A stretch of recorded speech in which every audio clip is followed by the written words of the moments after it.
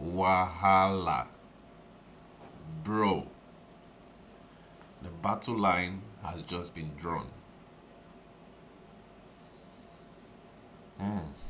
I knew it would come to this. I had a feeling that this was the plan.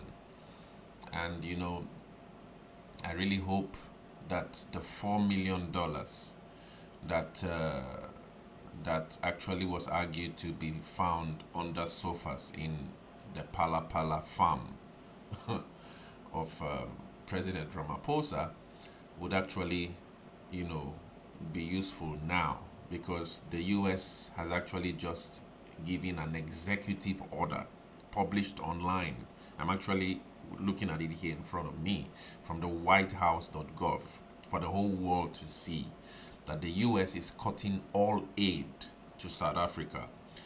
First of all, arguing that, because of its hostile position against the US and against Israel, and also its alignment with what it calls Iran. I'll be going through this executive order step by step. It's actually all here online, so don't worry. I'll be analyzing everything for you so you understand what is really going on and where South Africa stands at the moment, because I don't think honestly that this is good news. Okay? Okay, so I woke up to the 8th of February, and I saw that there was an executive order posted online on the 7th of February 2025 that actually reads, addressing the egregious actions of the Republic of South Africa. This is now presidential actions, as you can see on your screen. And so this is Donald Trump now. This is an executive order published online. It's a public document, all right? So he says that by the authority vested in me as President of the Constitution and the laws of the United States of America, it is hereby ordered as follows. This is an order. This is a presidential, so that's the language. It says it is hereby ordered as follows. Section 1, the purpose. In shocking disregard of its citizens' rights, the Republic of South Africa recently enacted Expropriation Act 13 of 2024 Act to enable the government of South Africa to seize ethnic minority Afrikaners' agricultural property without compensation. This act follows countless government decisions, countless government policies designed to dismantle equal opportunity in employment, education, and business, and hateful rhetoric and government actions fueling disproportionate violence against racially disfavored landowners. Now, he continues. He says, in addition, South Africa has taken aggressive positions towards the United States and its allies, including accusing Israel, not Hamas, of genocide in the International Court of Justice and reinvigorating its relations with Iran to develop commercial, military, and nuclear arrangements. Bro, this is this sounds like trouble. This sounds like trouble. Black majority South Africans. I really wish that you can hear me and hear me good. I really don't think this is good news, because the majority of the poor in South Africa are the black majority, all right? And the US is coming for sanctions for South Africa, from the way I read this. Now, it's either China steps in now to really start acting and providing that support that has been argued that the BRICS countries especially would provide South Africa, or everything is going to be going south 2025. Now, Donald Trump continues. He says, the United States cannot support the government of South Africa's commission of rights violation in its country or it's undermining United States foreign policy, which poses national security threats to our nation, our allies, our African partners, and our interests. So you see that the US is actually strictly about its own interests, all right? And as a really productive nation, they're really telling you loud and clear, like you could hear from Marco Rubio yesterday, that the US will only fund things that make sense, that make the US strong, prosperous, and sovereign. It wouldn't be engaged in all of that, what they call things that don't make sense to the US. So now, what are the repercussions for South Africa's alignment, with what Donald Trump argues with Iran, not blaming Hamas for genocide, and what it feels as a hostility against US foreign policy? This is it. It says section 2. This is the policy. It says it is the policy of the United States that as long as South Africa continues these unjust and immoral practices that harm our nation, 1. The United States shall not provide aid or assistance to South Africa. 2. The United States shall promote the resettlement of Afrikaner refugees escaping government-sponsored race-based discrimination, including racially discriminatory property confiscation. So this is for me, where I'm lost now. It says the US shall promote resettlement of Afrikaner refugees. I don't know. I will do some research on the Afrikaner refugees in South Africa, because this is where the US is actually coming from. That there's actually a number of Afrikaner refugees in South Africa, and the US would rather move the US aid, probably that has been, propping the 8.3 million people living with HIV and AIDS in South Africa and other health facilities or health, people who need these health facilities sponsored by USAID, and shift probably all of that to the resettlement of what it calls here Afrikaner refugees. In my little research in South Africa, probably would these refugees now be the likes of the Afrikaners in Orania, or who could these Afrikaner refugees be? And all of that. So this is where the US stands with this whole policy at the moment, and it's really triggered because of the ANC's enactment of the Expropriation Act in South Africa. So this is not good, really, and I really hope that the responses would be done in a careful way, because sure, as the South Africans usually say. Okay, so we continue. Donald Trump says, section 3, in terms of assistance. So what I've been reading now has been the policy. Now, in terms of assistance to South Africa, this is a new reconfiguration of the kind of assistance the United States will give South Africa. So previously, US aid has been going to, like I showed you in my previous video, education, business, health, legislation, administrative capacity of the government and all that. So Donald Trump wants to revamp all of that. And let's see where the assistance will be going now. Section 3, assistance. It says, all executive departments and agencies, in bracket, agencies. And I think it's really interesting how Donald Trump emphasizes these agencies, to let the agencies know that these are agencies from the US, and not like the US, probably what Marco Rubio yesterday was actually blaming USAID for trying to become independent. Now he puts it in parentheses, agencies, all right, US agencies. And he says, including the United States Agency for International Development, USAID, shall, to the maximum extent allowed by law, halt. This is where the problem is now. It says that these US agencies, including USAID, shall halt foreign aid and assistance delivered or provided to South Africa, and shall promptly exercise all available authorities and discretion to halt such aid or assistance. 2. the head of each agency may permit the provision of any such foreign aid or assistance in the discretion of the relevant agency head is necessary or appropriate.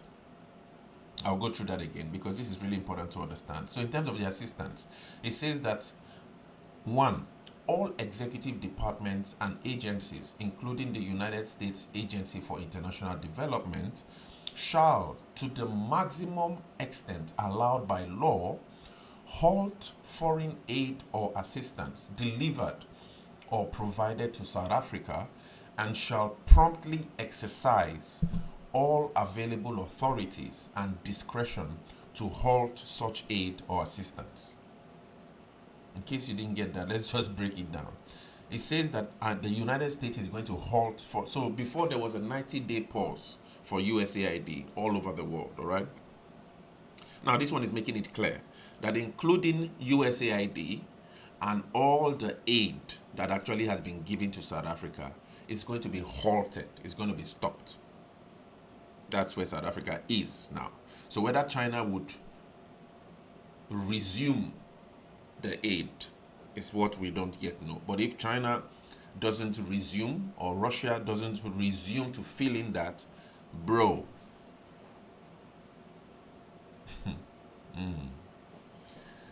Second, in terms of assistance, it says the US, now this is Donald Trump saying, he says the head of each agency may permit the provision of any such foreign aid or assistance that in the discretion of the related agency head is necessary or appropriate. So, in other words, he's actually saying that now that all US agencies have been given an order to halt all aid to South Africa, now, according to the head of each agency, that head of that agency now can now, in their own discretion, decide to permit the provision of some kind of any foreign aid it feels important to South Africa according to the discretion of the agency. So it's not no more by rule of law or by law that USAID must send billions to South Africa. Now it's according to discretion on how the head of that agency feels it's necessary to provide aid to whatever section of society of South Africa going forward. So in other words, the head of the agency could actually decide that, well, I really don't think this is necessary to support the 8.5 million South Africans living with HIV AIDS and all of that, and that's a disaster. Okay, so then the most interesting part of this new law is section 4. It actually talks about refugee resettlement and other humanitarian considerations, all right? So this is where I think that, most of that aid that has been going to South Africa would now be focusing on. I think it's on the resettlement of the Afrikaner, what this executive order calls Afrikaner refugees, all right? Okay, so it says that the Secretary of State and the Secretary of Homeland Security shall take appropriate steps consistent with law to prioritize humanitarian relief, including admission and resettlement through the United States Refugee Admissions Program for Afrikaners in South Africa. This is not for the black South Africans or the Indian South Africans or the colored South Africans. The focus is on the Afrikaners in South Africa. And it says that it's focusing on that because they are victims of unjust racial discrimination. Such plan shall be submitted to the President through the Assistant to the President and Homeland Security Advisor. All right?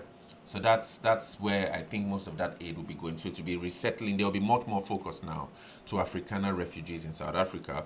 All right, so if probably previously there was more focus on, the HIV, people living with HIV AIDS, BEE kind of like policies, focus on broad-based black economic employment where, employment slowly started becoming based on race and all of that. All of that is not, probably will be receiving funding from the US, but now there'll be much more focus on resettling refugees who are Afrikaners, who are actually exposed to, this probably the downsides of the Expropriation Act, and taking away their property rights and all of that. So that's where I'm perceiving that this is going to be. And the final section of this executive order by President Donald Trump says that these are general provisions. It says, nothing in this order shall be construed to impair or otherwise affect the authority granted by law to an executive department or agency or the head thereof. 2. The functions of the Director of the Office of Management and budget relating to budgetary, administrative, or legislative proposals. 3. This order shall be implemented consistent with applicable law and subject to the availability of appropriations. Then C. This order is not intended to and does not create any right or benefit, substantive or procedural, enforceable at law, in equity by any party against the United States, its departments, agencies or entities, its offices, employees or agents, or any other person. In other words, what it's just trying to say is that the order is not intended to, kind of like creating a benefit or right for,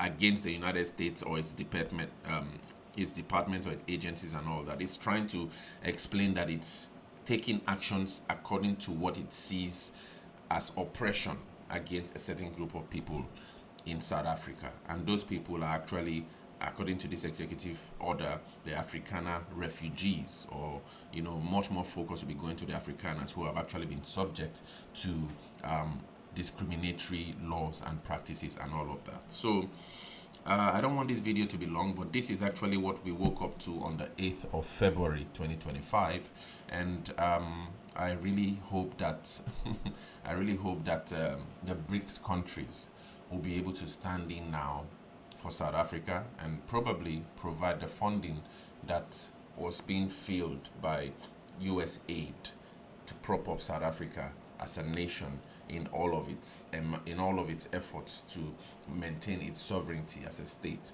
But if that doesn't happen, then the likes of the dollars that was actually discovered in the Pala Pala farm, and most of the other amounts of money that probably has been going into the salaries and all of that many of you are seeing your comments that actually being stolen by many comrades, as actually has been mentioned a lot, and then also all of that funding that had actually been kept aside to implement the NHI, and then also the Bella Act and all of that. Probably all of that money now would somehow need to be redirected to prop up what would have to be a hole that has created by this halt by President Donald Trump of aid to South Africa in 2025. So that's where we'll be stopping for this video, guys. But I don't think this is good. This, bro, with a country with as high as 33.3% unemployment rate, a country with 82 murders a day, where it feels like a war, but it's not in a war, with a high rate of gender-based violence. I think 2 people last year, towards the end of the year, 2 men took their girlfriends or their wives and just shot them and shot themselves. With all the violence, all the gangs, the drug wars going on in South Africa, the gangs, the violence, taking away all of this aid that has actually been propping a group of people out, and with the absence of probably a savior to step in from the BRICS countries, bro. See you in the next one.